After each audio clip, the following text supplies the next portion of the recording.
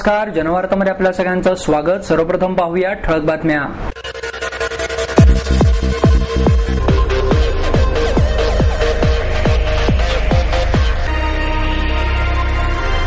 महापालिकेच्या समारंभ निमंत्रण पत्रिकेत खासदार सुरेश कलमाडी यांचे नाव छापल्याच्या विरोधात भारतीय जनता पक्ष युवा मोर्चाच्या वतीने महापालिकेसमोर आंदोलन. तर्कशुद्ध विचार करून वैज्ञानिक दृष्टिकोन विकसित करावा, पुणे विद्यापीठाचे कुलगुरू डॉक्टर रघुनाथ शेवगावकर यांचं प्रतिपादन. राज्य विधिमंडळाच्या येत्या पावसाळी अधिवेशनात येऊ घातलेला धर्मद्रोही अंधश्रद्धा निर्मूलन कायदा रद्द करावा, हिंदू जनजागृती समितीची मागणी. आणि टिंट भविष्याच्या कलात्मक छटा या छायाचित्रांच्या प्रदर्शनाचे बालगंधर्व कलादालनात आयोजन. महापालिकेच्या समारंभ निमंत्रण पत्रिकेत खासदार सुरेश कलमाडी यांचे नाव छापल्याच्या विरोधात भारतीय जनता युवा मोर्चाच्या वतीने महापालिकेसमोर आंदोलन करण्यात आले. या आंदोलनात संघटनेचे सरचिटणीस गणेश घोष, नगरसेवक विष्णू हरिहर, अशोक येनपुरे, उपाध्यक्ष प्रमोद कोंढरे, नामदेव माळवदे यांसह अनेक कार्यकर्ते मोठ्या संख्येने सहभागी झाले. महापालिकेच्या वतीने घेण्यात येणाऱ्या विविध कार्यक्रमांच्या निमंत्रण पत्रिकांमध्ये प्रमुख उपस्थिती म्हणून तिहार जेलमध्ये असलेले खासदार सुरेश कलमाडी यांचे नाव छापण्यात येत असल्याच्या निषेधार्थ संघटनेच्या वतीने महापालिकेत घंटानाद करण्यात आला. हा घंटानाद करून महापौर मोहनसिंग राजपाल यांना पुष्पगुच्छ आणि पुणे ते तिहार जेल प्रवासासाठी पैसे देऊन महापालिका प्रशासनाचा निषेध करण्यात आला. भ्रष्टाचाराचा आरोप असलेल्या कलमाडींचे नाव निमंत्रण पत्रिकेमध्ये छापून शहराचा अपमान करण्यात येत आहे, असे संघटनेचे म्हणणे आहे.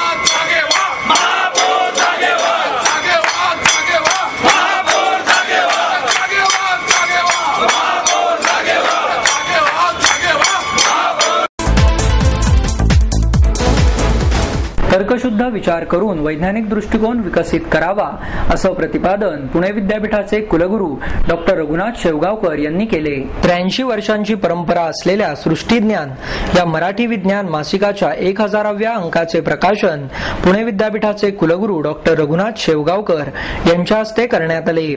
यावेळी प्रमुख पाहुणे म्हणून व्यासपीठावर पुणे विद्यापीठातील भौतिकशास्त्र विभागाचे विभाग प्रमुख डॉक्टर पंडित विद्यासागर, महात्मा फुले संग्रहालयाचे विश्वस्त विष्णुपंत पुंडे, सृष्टीज्ञान मासिकाच्या संपादक मंडळाचे विश्वस्त कमलाकर क्षीरसागर आदी मान्यवर उपस्थित होते. यावेळी बोलताना डॉक्टर शेवगावकर म्हणाले, विज्ञानात एखादी गोष्ट का घडते यापेक्षा ती कशी घडते यावर अधिक भर असतो. तसेच विज्ञानाचा प्रसार करताना सत्य तपासून मनोरंजक पद्धतीने विद्यार्थ्यांना शिकवायला हवे, असेही त्यांनी यावेळी सांगितले. डॉक्टर पंडित विद्यासागर म्हणाले, विज्ञान हे प्रत्येकाच्या दैनंदिन जीवनाशी निगडीत असल्याने ते आपण टाळू शकत नाही. तळागाळातील विद्यार्थ्यांना इंग्रजी माध्यम उपलब्ध नसल्याने त्याचप्रमाणे सर्वसामान्यांना विज्ञानातील संकल्पना समजण्यासाठी मराठीतून विज्ञानाचा प्रवास होणे गरजेचे आहे. विज्ञानातून वाचकांना ज्ञान देणे, त्यांचे मनोरंजन करणे, त्यांना सहभागी करून घेणे आवश्यक आहे, असेही डॉक्टर विद्यासागर यांनी यावेळी सांगितले. विष्णुपंत पुंडे यांनी सृष्टीज्ञान मासिकाला शुभेच्छा देऊन विचार व्यक्त केले. कार्यक्रमाचे सूत्रसंचालन कविता भालेराव यांनी केले.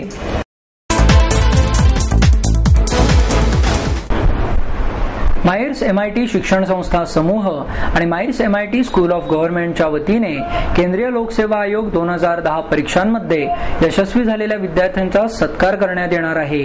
UPSC स्पर्धा परीक्षा 2010 मध्ये यशस्वी झालेल्या IAS आणि भारत सरकारच्या इतर सेवांमध्ये यश मिळवलेल्या विद्यार्थ्यांचा तिसरा राष्ट्रीय पातळीवरील सत्कार समारंभ 30 जुलैला सकाळी 11 वाजता मायर्स MITच्या संत श्री ज्ञानेश्वर सभागृहात आयोजित करण्यात आला आहे, अशी माहिती MIT स्कूल ऑफ गव्हर्नमेंटचे संचालक DP आपटे यांनी पत्रकार परिषदेत दिली. यावेळी प्रमुख पाहुणे म्हणून थोर समाजसेवक अण्णा हजारे उपस्थित राहणार आहेत. तसेच ETH लिमिटेडचे अध्यक्ष आणि संघटक तज्ञ डॉक्टर विजय भटकर हे सन्माननीय अतिथी म्हणून उपस्थित राहणार आहेत. तसेच कार्यक्रमाच्या अध्यक्षस्थानी मायर्सचे अध्यक्ष भास्करराव आव्हाड असणार आहेत. या स्पर्धेमध्ये भारतातील निरनिराळ्या राज्यांमधून लाखो विद्यार्थी सहभागी झाले होते, परंतु त्यापैकी अवघ्या काही विद्यार्थ्यांनी आपल्या बुद्धिकौशल्याच्या जोरावर यश मिळवले आहे. या सेवेत प्रवेश करणारे हे विद्यार्थी भारताच्या प्रशासकीय सेवेचा भाग होणार आहेत. प्रशासकीय सेवा विधिमंडळाने पारित केलेले कायदे, योजना आणि धोरणांच्या अंमलबजावणीमध्ये महत्वाची भूमिका बजावत असते. भारतातून पहिल्या 3 क्रमांकाने यशस्वी झालेले विद्यार्थी या समारंभासाठी येणार आहेत. UPSC मध्ये निवड झालेले विद्यार्थी खऱ्या अर्थाने देशाचा कारभार चालवतात. अशा विद्यार्थ्यांचे कौतुक करावे आणि त्यांचा सत्कार करावा, तसेच त्यांच्या भावी कार्यास शुभेच्छा द्याव्या या हेतूने या सत्कार समारंभाचे आयोजन करण्यात आले असल्याचे त्यांनी यावेळी बोलताना सांगितले. राज्य विधिमंडळाच्या येत्या पावसाळी अधिवेशनात येऊ घातलेला धर्मद्रोही अंधश्रद्धा निर्मूलन कायदा रद्द करावा, अशी मागणी हिंदू जनजागृती समितीच्या वतीने करण्यात आली. यावेळी वारकरी संप्रदायाचे हबप श्याम महाराज राठोड, छत्रपती शिवाजी महाराज वारकरी शिक्षण संस्थेचे हबप शंकर महाराज इंगोले, शिवसेनेचे माजी शहर प्रमुख रामभाऊ पारीख, हिंदू महासभेचे प्रदेश सदस्य विलास दीक्षित, संस्कृती फाउंडेशनचे अध्यक्ष बापूसाहेब चिंचकर, सनातन संस्थेचे हेमंत शिंदे, हिंदू जनजागृती समितीचे सुनील घनवट यांच्यासह 75 कार्यकर्ते उपस्थित होते. या कायद्यातील काही कलमांनुसार विविध धार्मिक कृतींना अजामीनपात्र गुन्हा ठरवले जाण्याची शक्यता असल्याने बहुतांश हिंदू समाज धर्माचरणापासून अधिकच दूर जाणार आहे. म्हणूनच या धर्माविरोधी कायद्याला विरोध दर्शवण्यासाठी ही निदर्शनं करण्यात आली. या वादग्रस्त कायद्यास वारकरी संप्रदाय, विविध हिंदुत्ववादी संघटना, जैन संघटना यांचा कडाडून विरोध आहे. शासनाने आजपर्यंत या सर्वांना वेळोवेळी आश्वासन दिले, मात्र ते पाळले नाही. तथापि काही मूढभर नास्तिक मंडळींच्या अट्टहासापायी शासन हा धर्मविरोधी कायदा करू पाहत आहे. त्यामुळे या कायद्यास सर्वांचाच विरोध कायम आहे. या प्रसंगी कार्यकर्त्यांनी हातात सदर कायद्याच्या निषेधार्थ फलक धरले, तसेच जोरदार घोषणाबाजीही केली. याशिवाय स्वाक्षरी चळवळही राबवण्यात आली. यानंतर समितीच्या एका शिष्टमंडळाने अतिरिक्त जिल्हाधिकारी गणेश पाटील यांची भेट घेऊन त्यांना या विषयाचे निवेदन सादर केले. यावर पाटील यांनी ते निवेदन स्वीकारून समितीचे म्हणणे शासनापर्यंत पोहोचवण्याचे आश्वासनही शिष्टमंडळाला दिले आहे. पाण्याचे समन्यायी वाटप करावे, अशी मागणी लोकविमुख पाणी धोरण संघर्ष मंचाच्या वतीने पत्रकार परिषदेत करण्यात आली. महाराष्ट्र जलसंपत्ती नियमन प्राधिकरणाने नुकताच ठोक जलदराबाबतचा आदेश प्रसिद्ध केला आहे. राज्याने पाणी वाटपाचे स्वीकारलेले धोरण हे अत्यंत चुकीचे आहे. महाराष्ट्र जलसंपत्ती नियमन प्राधिकरणाने जाहीर केलेल्या पाणी दराबाबत शेतकऱ्यांवर अन्याय करण्यात आला आहे. त्यामुळे शेतकऱ्यांना सवलतीच्या दरात पाणी पुरवठा उपलब्ध करून द्यावा आणि उपसा सिंचनाद्वारे कालव्याचे पाणी वापरणाऱ्यांच्या दरातही तडजोड करण्याची तरतूद करण्यात यावी.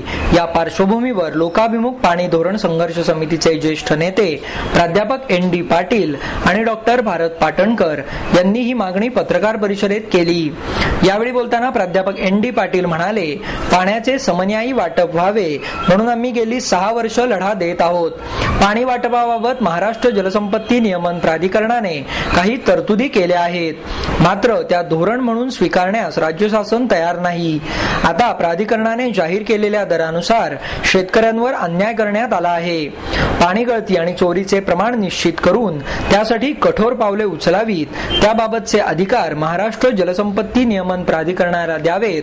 पाणी प्रदूषण कर्त्यांना जबर बसेल असे धोरण राज्य शासनाने आखावे, अशा विविध मागण्याही यावेळी त्यांनी केल्या.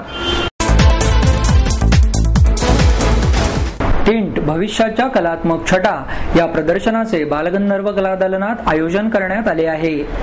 या प्रदर्शनाचे उद्घाटन नामवंत छायाचित्रकार सागर गोरखिंडीकर यांच्या हस्ते करण्यात आले। यावेळी सुरेश परदेशी उपस्थित होते। हे प्रदर्शन सकाळी 9 ते रात्री 8:30 या वेळेत 25 जुलैपर्यंत सुरू राहणार आहे।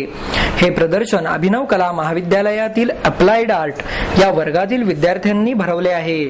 या प्रदर्शनात अमित रंधवे, अजय डोके, नितीन चौधरी, रवींद्र राठोड, रोहित मोरे, सागर माने, विनायक बेंद्रे, विश्वास कुलकर्णी, हार्दिक शहा या विद्यार्थ्यांनी काढलेल्या वन्यजीव सृष्टी, पाळीव प्राणी, निसर्गचित्रे, बालकांचे चेहऱ्यांचे अशा वेगवेगळ्या छायाचित्रांचे हे छायाचित्र प्रदर्शन भरवण्यात आले आहे। संस्कार भारती संभाजी भाग यांच्या वतीने वेणुनाद या बासरी वादनाच्या कार्यक्रमाचे आयोजन करण्यात आले। हा कार्यक्रम अश्वमेध मंगल कार्यालय कर्वे रोड येथे आयोजित करण्यात आला। यावेळी प्रसिद्ध कलाकार राहुल सोलापूरकर, संभाजी भागच्या अध्यक्षा शोभा अभ्यंकर, भाग प्रमुख माधुरी जोशी, संघटन मंत्री सारंग कुलकर्णी यांसह अनेक रसिक मोठ्या संख्येने उपस्थित होते। पंडित केशवराव गिंडे आणि त्यांचे शिष्य अझरुद्दीन शेख यांचा बासरी वादनाचा कार्यक्रम यावेळी आयोजित करण्यात आला।